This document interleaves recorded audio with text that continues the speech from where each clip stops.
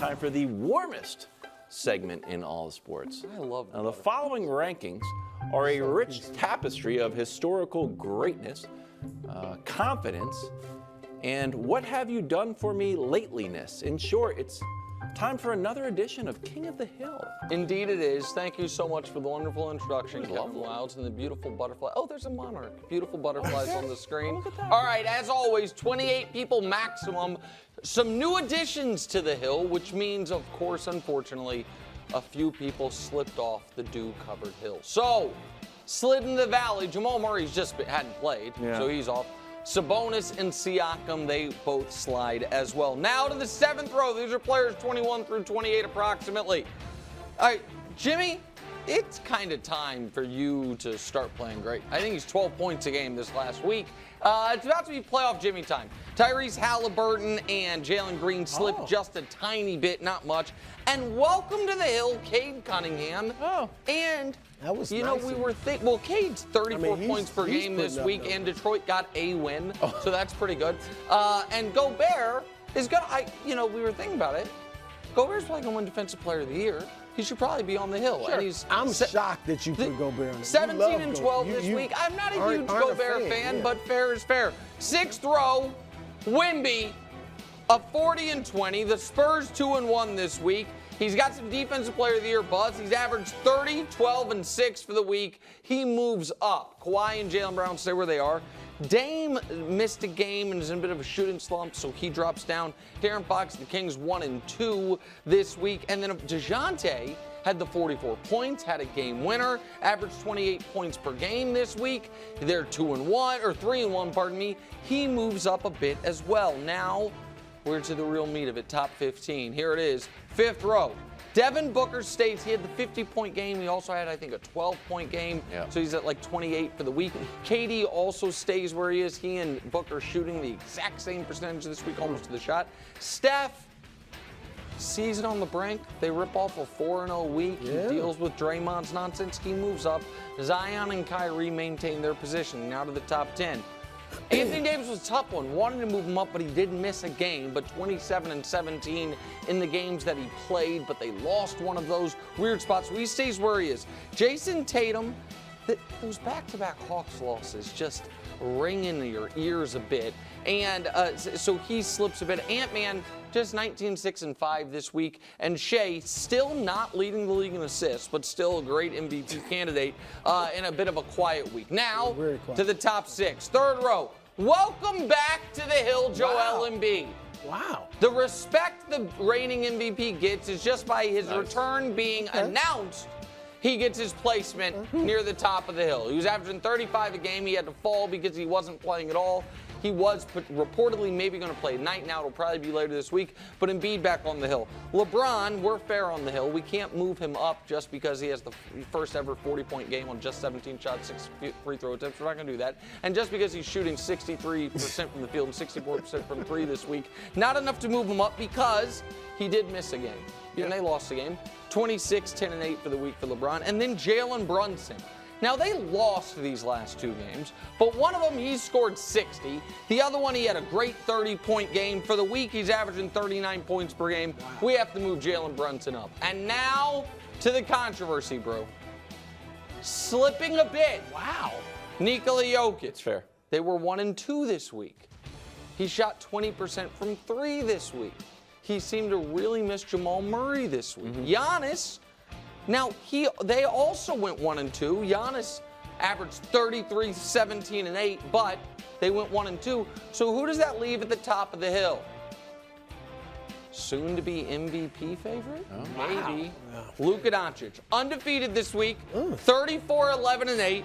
55, 53 shooting splits. Surging. You're not hearing as many arrows slung at heliocentricity that lately, are you, America? That is the latest edition of King of the Hill. Great.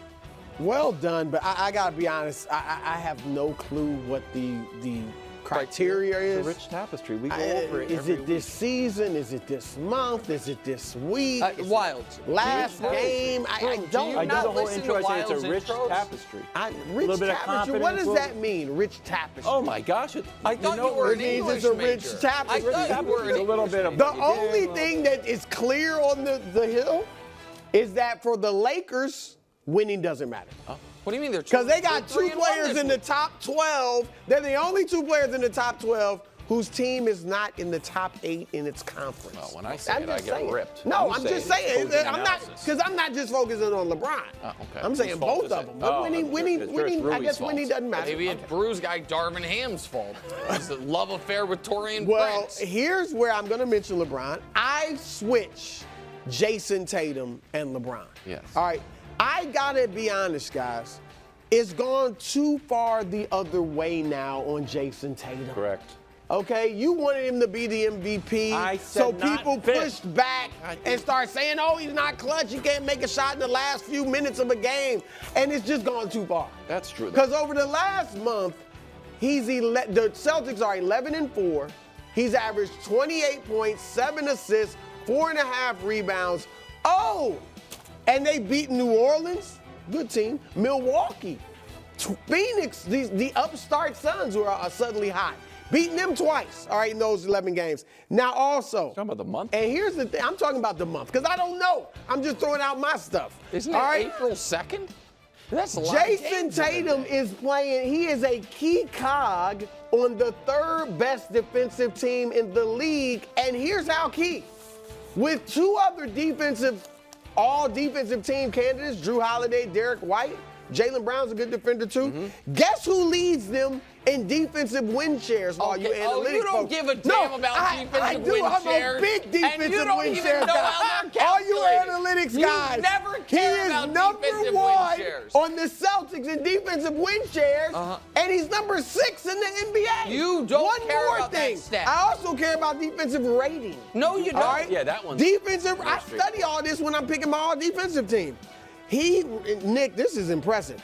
5th in the NBA among non-bigs, because most of the guys leading the defensive ratings are bigs. He's 5th in the league, but he's 5th. Jaylen Brown isn't 5th. Derek White isn't 5th. 5th among non-bigs in defensive rating. 19th in the league. Jayson Tatum is a two-way player. Go get him, Jay. Okay. Move him up. Dust, if you could somehow feed me in my ear other Celtics ranks in defensive rating before this segment's over, I'd greatly appreciate it. You'll be surprised. So here's I'm going to ask Wildes this question, not you, Brew. Because Wildes, our resident, let's be honest, LeBron skeptic, LeBron critic. No, that's not fair at all. Okay, all right, that's fine. You're not a LeBron critic? If you mean like Siskel and Ebert type critic, where I'm like taking a very analytical eye to all the nuances, then yes. So, if you guys are like super fans, no. Wildes. Non-super. How about this? Non-super. Okay, Wildes. Let me ask you this, though. Even as that, because I think you're going to help me here. Because you have trepidation about the Celtics, correct? And about the Celtics. Well, I like a large point winning. You do, but what you don't end a game with Jayson Tatum is a little nerve-wracking. And you killed him for the turnovers. He had 100 turnovers. Okay. So here's my question: as Brew wants to switch LeBron and Tatum, would you believe in the Celtics more this year if this moment those two guys switched teams? Oh, no. I'm asking you. You've gotten more and more imaginative. If I was your kindergarten teacher, I would be like, a great imagination. Okay. I would tell your parents, you do like throw. He just loves it. What if LeBron averaged 60 this year? Would you say he should be ahead of Tatum? End of game. Answer the question. Can LeBron come in for the fourth quarter? Fourth quarter like a relief pitcher? Like Tatum, time to go. He's like, all right. And then LeBron comes in, the Mariano Rivera music starts. All right, hold on, wait, real quick. This is coming in, late breaking news. Chris Stapps, Al Horford, and Derek White, all better defensive ratings than Jayson Tatum. Take that, bro. Take that. Hold on. Chris Stapps is a big. Yeah. Horford is a big. What's Derek White? Who's the other? Okay, I said he's 5th. Yeah, Derek White is what, 3rd? I don't know. Okay, all right, go ahead. He's defending well. Defending better than LeBron this year. Well, yeah, and Luka. I tried to make that case to move him up to the MVP. I got ripped. I just am too early on this stuff. I say it, I get ripped, and then Bruce takes it. And I say it is cogent analysis. It makes sense. Okay, SGA is too low. What do you want SGA to do? He's averaging 30 points. Luka's at the top of the hill because Luka's averaging 34 points. SGA's down in the corner. How's his team doing? I don't know. He's the absolute best. The Thunder are in first place. Well, they're in first place. He's averaging 30 points. With a bunch of kids. Yes, he has to be the chaperone and the leader of the team. This week, you said he had a quiet week. He did hit the game winner in the world's most famous arena, so that should count for something. I know he only scored in the teens. Now he gets to play. He was all ready for Embiid, and Embiid looked across the aisle and saw SGA there. So you know what? Why don't I push my return back to later in the week? Finally, defense. These are some real defensive stats. Not like whatever Brew was dishing out. Steals. He's first in the league in steal. Deflections. I like these hustle stats. Contested three-pointers. That's a real stat? Contested threes? I mean, the game's all about pace and space now, so if you can get out there and contest a three, Fifth in the league in contested and he has to do all the scoring. All right. Just move him up a little bit.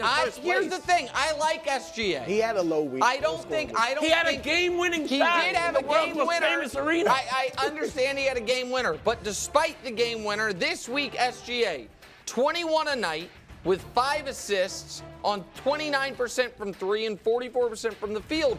That is not the type of night or the type of week. And the team, yeah, they were two. Pardon me. Wait a second here. There we go. He also missed a couple games. That's the other thing that happened. How many games did they play? They played 4. He missed 2. You want me to move him up as part-time player this week? Jalen Brunson. He beat Jalen Brunson in Jalen Brunson's building. Jalen gets moved up. Jalen had a better game. See, he lost. While you're with me, he lost the game. I don't understand the criteria. It's a tapestry. We all know it. I just disagree with it. Thanks for watching. Subscribe here to get more from the show and to check out clips from other shows on FS1.